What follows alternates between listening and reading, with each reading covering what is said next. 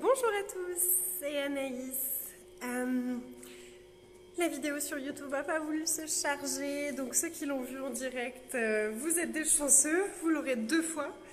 Et pour les autres, du coup je la fais ici et je la mettrai ensuite sur ma chaîne YouTube. Comment ça devient encore mieux que ça et quoi d'autre est possible? Quel est le cadeau ici? Donc c'est le 5e jour de la pratique des outils, de cette opération un outil par jour. Et aujourd'hui, l'outil, c'est à qui ça appartient, à quoi ça appartient. C'est un des outils, vraiment, je me suis posé la question s'il y avait un outil que je garderais, si on me disait de garder un seul outil, lequel est-ce que je garderais? C'est celui-là. C'est celui qui m'a offert le plus de prise de conscience et tellement d'espace et tellement de légèreté et tellement de paix dans ma tête et tellement plus d'espace dans mon corps. Coucou Corinne. Est-ce que vous avez conscience? À quel point est-ce que vous êtes conscient et vous ne l'avez pas reconnu? Est-ce que vous avez conscience d'être des Bob l'éponge qui absorbent toutes les pensées, les sentiments et les émotions et toutes les sensations physiques des autres? Est-ce que vous avez conscience que vous percevez tout ça dans l'univers de toutes les personnes qui vous entourent? Et la pratique de cet outil a pris encore une autre dimension à partir du moment où j'ai approfondi mes capacités avec les entités. Parce que beaucoup en fait de ce qui se passait dans ma tête, c'était tout simplement ce que je percevais dans l'univers des entités qui étaient autour de moi et qui essayaient de communiquer avec moi. À quel point est-ce que vous vous identifiez à vos pensées, à vos sentiments, à vos émotions et aux sensations physiques que vous avez dans votre corps?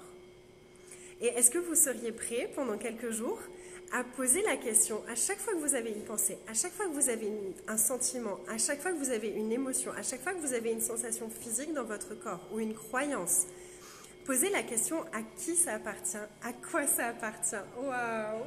On m'apporte mon repas, j'ai tellement de chance. Merci! Tartiflette à midi. Et est-ce que vous seriez prêt à essayer ça? Est-ce que vous seriez prêt à faire ça, à poser ces questions-là, à vous offrir cet espace pour reconnaître à quel point vous êtes conscient? Et au fur et à mesure de ma pratique de cet outil, j'ai vraiment de plus en plus reconnu tout ce que je percevais et que je n'avais pas conscience de percevoir. Je croyais vraiment que c'était à moi tout ça. Et du coup, il y a de moins en moins de pensées dans ma tête. Il n'y a plus tous ces trucs qui tourbillonnent dans tous les sens, dont je ne savais pas du tout quoi faire. Et il y a tellement plus d'espace. Et combien de croyances est-ce que vous avez qui en fait ne vous appartiennent même pas? Combien de tristesse est-ce que vous avez qui ne vous appartient même pas? Combien de colère est-ce que vous avez qui ne vous appartient même pas? Et le truc, c'est que quand on perçoit ça dans l'univers des autres, ça s'identifie à l'intérieur de nous, c'est comme si c'était à nous. Donc ça va être « je suis triste »,« je suis en colère »,« je suis… peu importe la croyance qu'on a, ça peut être je suis nulle avec l'argent. Vous pouvez passer les filles. On est en pleine classe entité et je fais ça pendant la pause. Là, on a une entité. Ah, t'es où? Je suis là. Une entité avec un corps, au secours.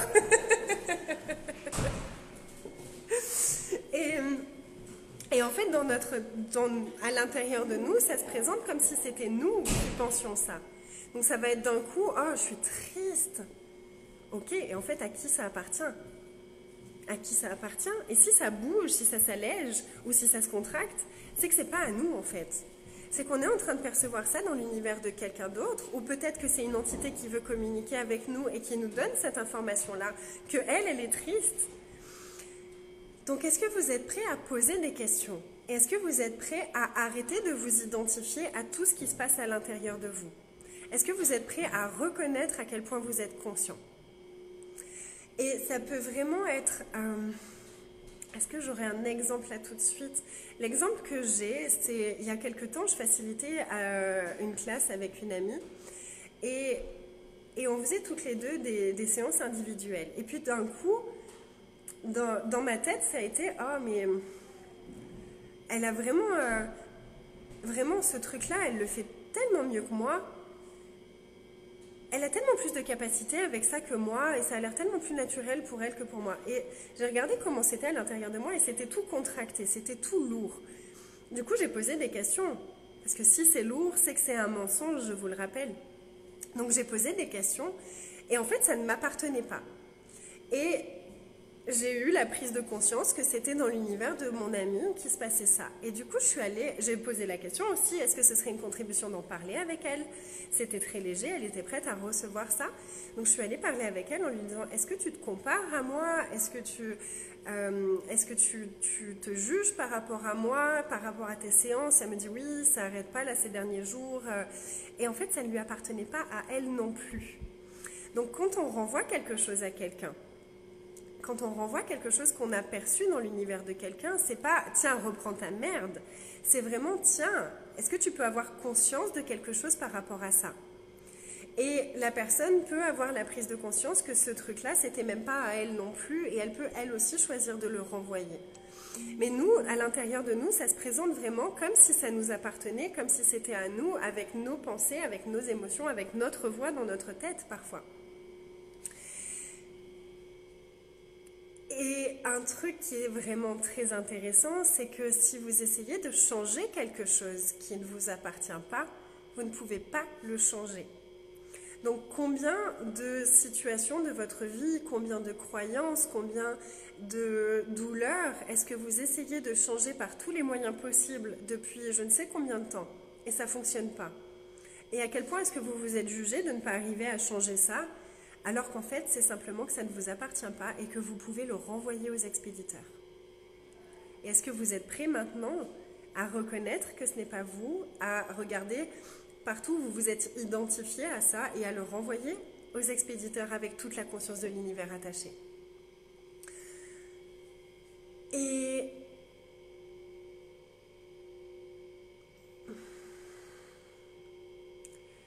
qu'est-ce qu'il y a d'autre que j'avais envie de vous dire par rapport à ce sujet-là? Il y avait autre chose que j'avais dit dans l'autre vidéo, parce que du coup j'avais fait une vidéo de 15 minutes sur YouTube qui n'a pas fonctionné, qui ne s'est pas enregistrée. Donc comment ça devient mieux que ça? Et qu'est-ce que je n'avais pas mentionné et qui serait une contribution pour vous?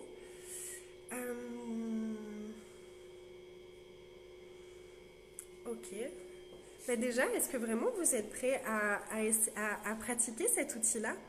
Et l'invitation, c'est vraiment de pratiquer ces outils quand ça va plutôt bien pour vous, à n'importe quel moment, chaque jour, pour que ça devienne naturel pour vous, pour que vous deveniez l'énergie de ces outils, de ces questions, pour que quand il y a quelque chose d'inconfortable qui se présente, vous ayez le réflexe de pratiquer ces outils. Moi, j'ai vraiment vu la différence entre les périodes où, au début surtout, où c'était vraiment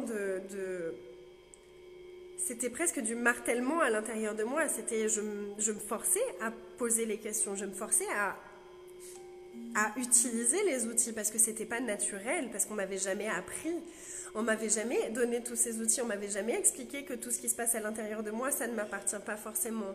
On m'avait jamais dit à quel point j'étais consciente. Et donc au début, c'était vraiment un entraînement de penser à utiliser les outils, de me rappeler, ok, j'utilise les outils, pose une question, pose une question, pose une question. Et au fur et à mesure, ça devient de plus en plus naturel et on devient l'énergie des outils. Et du coup, quand il se passe quelque chose, quand il y a un problème, quand il y a quelque chose comme ça, on est l'énergie de comment ça devient mieux, de quoi d'autre est possible, de à qui ça appartient. Et il n'y a plus forcément besoin, au bout d'un moment, de poser les questions mentalement avec des mots. C'est vraiment juste une énergie au fur et à mesure. À quel point est-ce que vous pouvez vous amuser à pratiquer tous ces outils pour que ça devienne totalement naturel pour vous? Quel jeu est-ce que ça peut être pour vous de pratiquer ces outils-là? Et j'ai eu une super idée hier soir. Je vous invite, je vais vous inviter parce que je n'ai pas encore créé l'événement. Je vous invite la semaine prochaine à me rejoindre pour 5 jours où on va pratiquer ensemble un outil, l'outil lourd et léger. J'ai vraiment envie d'approfondir avec vous cet outil-là, vos perceptions par rapport à ça et d'aller regarder tout ce qui se cache derrière la difficulté à percevoir le lourd et léger.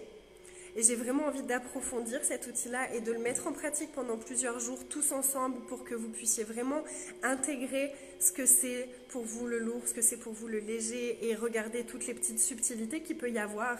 Donc on va faire 5 jours et je proposerai certainement plusieurs ateliers comme ça sur quelques jours avec un outil à chaque fois, pour qu'on puisse tous ensemble aller approfondir chaque outil, baisser les barrières, qu'est-ce qui nous empêche de baisser les barrières, à qui ça appartient, à quel point c'est identifié à tout ça, et vraiment aller nettoyer toutes les énergies qui sont derrière ça. Donc je vous partagerai l'événement ce soir. N'hésitez pas à vous inscrire à ma newsletter pour recevoir les informations, à vous inscrire ici, là, sur ma page Facebook, pour recevoir toutes les prochaines notifications, des directs, des événements et de tout ce qui pourrait contribuer pour vous. Et sur ma chaîne YouTube aussi. Et alors j'ai découvert un truc, c'est fabuleux la technologie. Si vous êtes abonné à ma chaîne YouTube mais que vous ne voyez pas quand il y a des nouvelles vidéos, vous pouvez aller sur ma chaîne et il y a la petite roue crantée, vous savez, des paramètres. Vous pouvez cliquer dessus et activer les notifications pour savoir quand je suis en direct, pour savoir quand je poste une vidéo. C'est magique. Comment ça devient encore mieux que ça? Donc voilà, et puis je vous retrouve demain pour la suite de notre aventure. Et je vais aller manger ma super tartiflette et continuer la super classe Parler aux entités qu'on a en ce moment à Baratyr, dans un lieu absolument magnifique. On est entouré de neige et on a vécu des trucs vraiment super intéressants ce week-end. Je vous ferai une autre vidéo pour vous parler de ce qu'on a vécu ce matin. C'était vraiment un super cadeau. Et je vous embrasse et amusez-vous. Combien de fun est-ce que vous pouvez avoir et ajouter à votre vie en intégrant les outils, en pratiquant les outils. Et merci à vous tous de me suivre. Merci de partager les vidéos pour inviter d'autres personnes à découvrir tous ces outils tellement fabuleux qui ont tellement changé de choses dans ma vie en fait. Je passais tellement de temps à me juger avant, mais ça c'est fini. Oh, est-ce que ça fait du bien? Pas vrai? Bisous tout le monde, bye.